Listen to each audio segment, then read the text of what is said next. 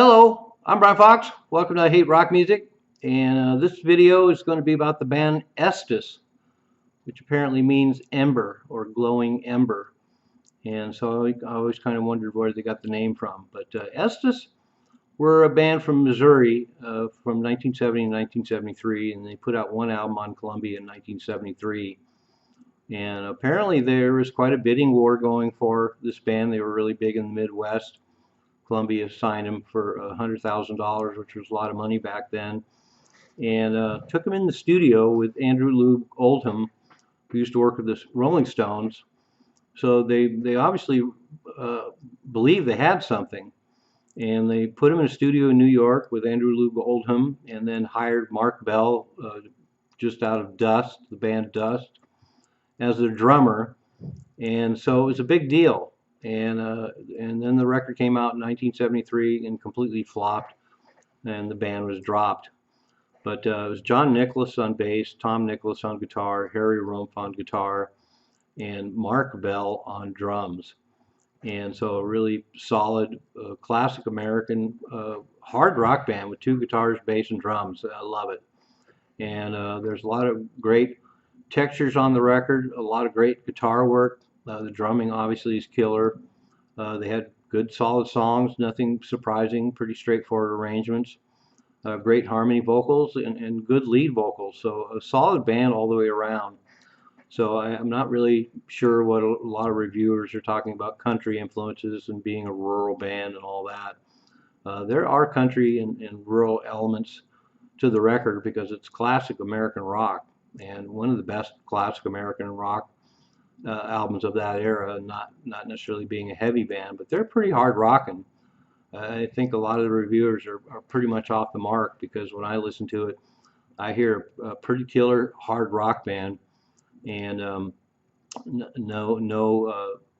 no heavy metal per se and no proto metal, but some of the stuff is harder than a lot of bands out there. But I think it's just so classic American and a lot of good jangly guitar work, a lot of good dual guitar work. Both guitar players are really great. And just this classic American hard rock format. And I think the material is really killer. I think the rhythm section is obviously incredible with Mark Bell. The production on the record is top notch, as it would be with Andrew Oldham, and flying them out to New York to really give them a great production, and it really pays off. And you look at the cover, and the cover looks good too. I was actually one of the 10 people that bought the record when it came out. I looked at the front cover, and it's four guys on a rainy street in New York, and the back cover looks like they're hairy and slightly stoned, and Mark Bell was in the band. I was a huge Dust fan in the early 70s. And so I saw that and I immediately thought, this is going to be killer. And I bought it without having any idea what it was like. They didn't play it on the radio. Columbia apparently gave them a decent push. They put a lot of money into the band and signed the band in the midst of a bidding war. Got a band that had a lot of exposure and a lot of popularity in the Midwest. Released a single off the album, 90 Miles Per Hour, which is a killer single. And the band checked all the boxes, and I guess they didn't promote it quite hard enough because, like I say, I never heard it on the radio. Bought it on site, and I was expecting more of a classic, proto metal, maybe hard rock band with Mark Bell in it.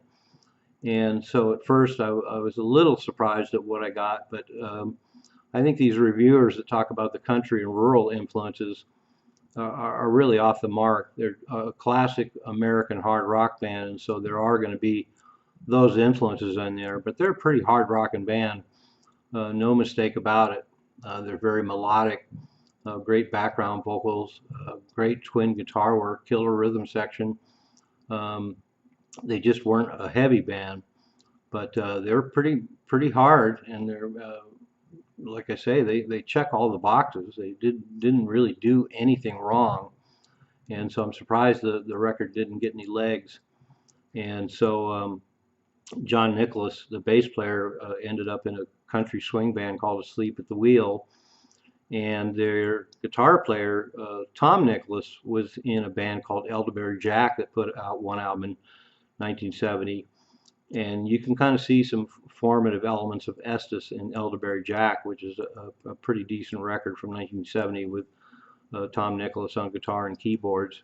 And so he had some experience by the time Estus came around, and so no wonder in the Midwest they were probably considered kind of a super group. And listening to the album, I would assume they were a pretty smoking live act.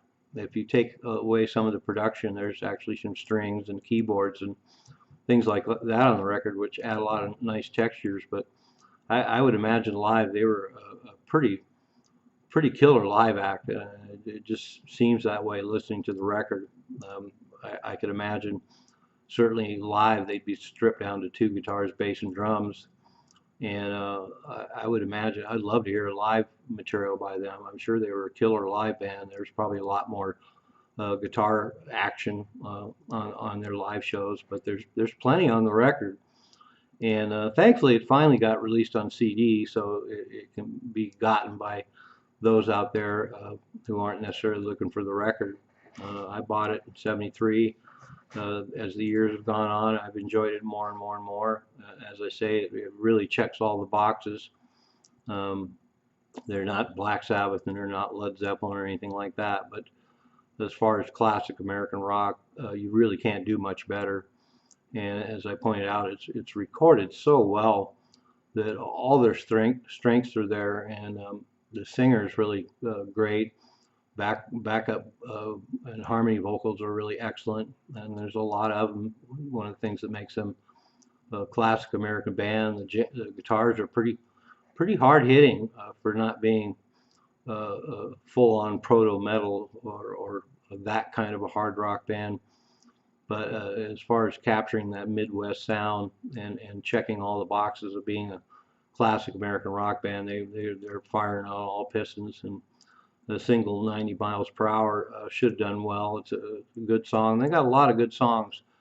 And there's nothing unusual or strange about the arrangements. They're pretty straightforward. So another thing that makes them pretty much a straightforward killer classic American rock band.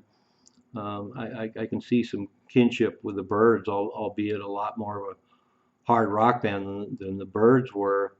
But they definitely have that classic American sound, and I love it. So I'm glad the record's out there right now, and I dismiss reviewers who suggest that the band is mediocre or that they're a country or rural band.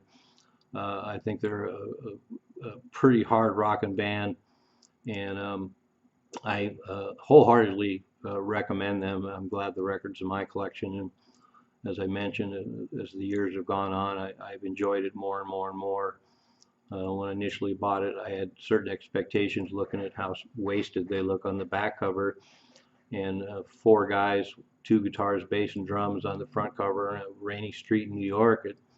It looked like it was going to be a lot heavier than it is, but ultimately, when you accept it on its own terms, it's a pretty great record, and it should have a lot more of a following. And it's kind of surprising that it's fallen between the cracks so much. I think it's due for a revival because it's a killer record. It sounds great. The band is firing on all pistons, and I